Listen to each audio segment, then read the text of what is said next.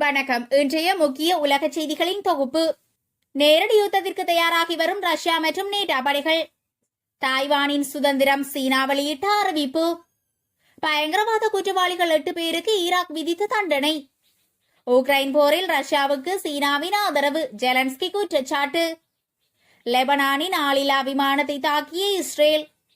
கனேடிய மாகாணம் ஒன்றில் அதிகரிக்கப்பட்ட சம்பளம். கனடாவில் ஆபத்தின் விளிம்பில் முதியவர்கள். இனி விரிவான செய்திகள். நேரடி யுத்தத்திற்கு தயாராகி வரும் ரஷ்யா மற்றும் நேட்டோ படைகள். ரஷ்யாவிற்கும் உக்ரைனுக்கும் இடையே கடந்த 2.5 வருடங்களாக இடம்பெற்று வருகின்ற யுத்தம் மிக மோசமான அடுத்த கட்டத்தை நோக்கி நகர்ந்து கொண்டிருப்பது தெளிவாக தெரிகிறது.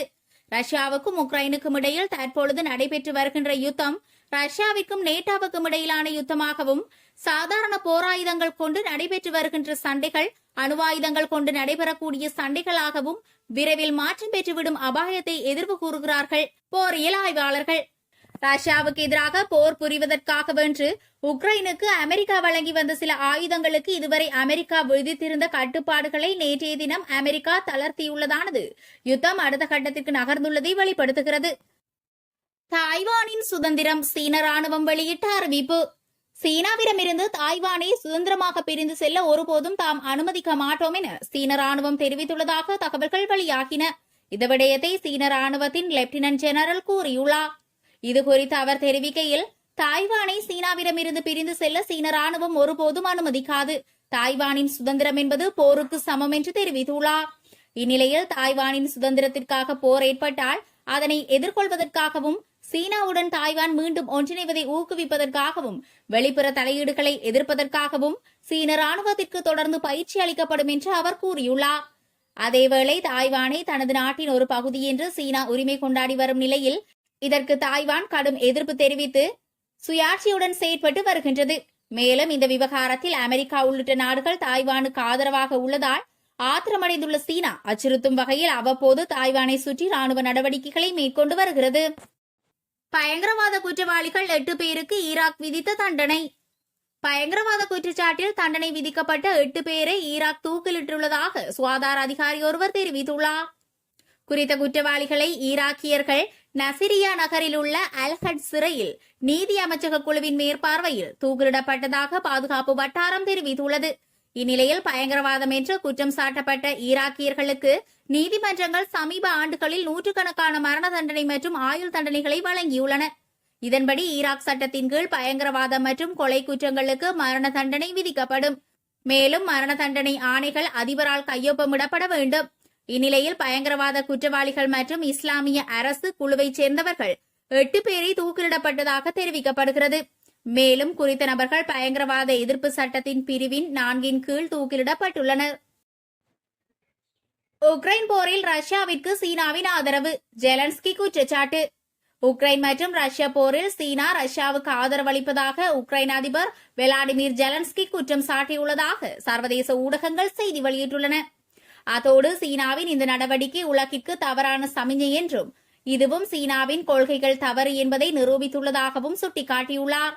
இதனுடன் அனைத்து நாடுகளின் சுதந்திரத்தை ஆதரிப்பதாக சீனா கூறுகிறது.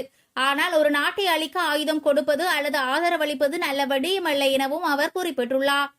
ரஷ்யாவுக்கு சீனா தொடர்ந்து ஆயுதங்களை வழங்கி வருவதாகவும் அமெரிக்கா குற்றம் சாட்டியுள்ளது. இது தொடர்பாக சீனாவுக்கு பலமுறை எச்சரிக்கை விடுக்கப்பட்ட போதிலும் சீனா இந்த குற்றச்சாட்டுகளை நிராகரித்துள்ளது. யுத்தத்தில் தாம் எவருக்கும் ஆயுதங்களை வழங்கவில்லை எனவும் மற்றும் ஆயுத ஏற்றுமதியில் கடுமையான கட்டுப்பாட்டை வைத்திருப்பதாகவும் சீனா தெரிவித்துள்ளது. சீனா தொடர்ந்து ரஷ்யாவிற்கு நிதியுதவி செய்து வருவதாக மற்றும் பிப்ரவரி 2022 தொடங்கிய போருக்கு பிறகு சீனா தொடர்ந்து ரஷ்யாவுடனான தனது உறவை வலுப்படுத்தி வருவதாகவும் ஜெலன்ஸ்கி தெரிவித்துள்ளார். அதோடு ஜூன் 15 மற்றும் 16 தேதிகளில் சுவிட்சர்லாந்தில் நடைபெறும் உக்ரைனுக்கான சர்வதேச அமைதி மாநாட்டில் கலந்து கொள்ளுமாறு ஆசிய மற்றும் பசிபிக் பிராந்தியத்தில் உள்ள நாடுகளையும் அவர் வலியுறுத்தியுள்ளார். இந்த நிலையில் அதற்கு ரஷ்யா தடையாக இருப்பதாக அவர் குற்றம் சாட்டியுள்ளதுடன் சர்வதேச அமைதி மாநாட்டை சீர்குலைக்கும் வகையில் பல நாடுகளுக்கு வழங்கப்படும் விவசாயம், உணவு, ரசாயன பொருட்களை தடை செய்யப் போவதாக ரஷ்யா மிரட்டி வருவதாகவும், அதோடு இந்த மாநாட்டிற்கு செல்ல வேண்டாம் என்று பல நாடுகளை ரஷ்யா கேட்டுக் கொண்டிருப்பதாகவும் அவர் குறிப்பிட்டுள்ளார். மேலும் மாநாட்டில் சீனாவை சேர்க்காதது சீனா யாரை விரும்புகிறது என்பதை காட்டுகிறது என்று ஜெலன்ஸ்கி தெரிவித்ததோடு, சீனா போன்ற பாரிய சுதந்திரமான மற்றும் சக்தி வாய்ந்த நாடு புதினின் கைபொம்மையாக இருப்பது துரதிருஷ்டவசமானது என அவர் தெரிவித்துள்ளமை குறிப்பிடத்தக்கது. லெபனானின் ஆளில்லா விமானத்தை தாக்கிய இஸ்ரேல். தெற்கு லெபனானின் இஸ்ரேல் ஆளில்லா விமானத்தை சுட்டு வீழ்த்தியதாக ஹிஸ்புல்லா இயக்கம் தெரிவித்துள்ளது. பாலஸ்தீனத்தின் காசாவை நிர்வகித்து வரும் ஹமாஸ் அமைப்பினர் மீதான இஸ்ரேல் போரில் ஹமாஸுக்கு ஆதரவாக லெபனானின் செயல்படும் ஹிஸ்புல்லா இயக்கம் உள்ளது. அந்த இயக்கத்தினர் அடிக்கடி இஸ்ரேல் மீது தாக்குதல் நடத்தி வருகின்ற நிலையில் இதற்கு இஸ்ரேலும் பதிலடி கொடுத்து வருகிறது. மேலும் எல்லை நகரமான கிரியாத் ஷ்மோனாவில் உள்ள இஸ்ரேல் ராணுவ தளம் மீது ஏவுகணைகள் வீசப்பட்டதாகவும் தெரிவித்தது. கனேடிய மாகாணம் ஒன்றில் அதிகரிக்கப்பட்ட சம்பளம். கனடாவில் முக்கிய மாகாணங்களில் ஒன்றான பிரிட்டிஷ் கொலம்பியாவில் மணித்தியால சம்பளம் அதிகரிக்கப்பட்டுள்ளதாக தெரிவிக்கப்படுகிறது.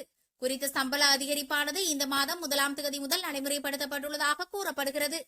இதுவரை காலமும் பிரிட்டிஷ் கொலம்பியாவில் குறைந்தபட்ச மணித்தியால சம்பளம் $16.75 வழங்கப்பட்டு வந்த நிலையில் தற்போது அது 3.9% அதிகரிக்கப்பட்டுள்ளது.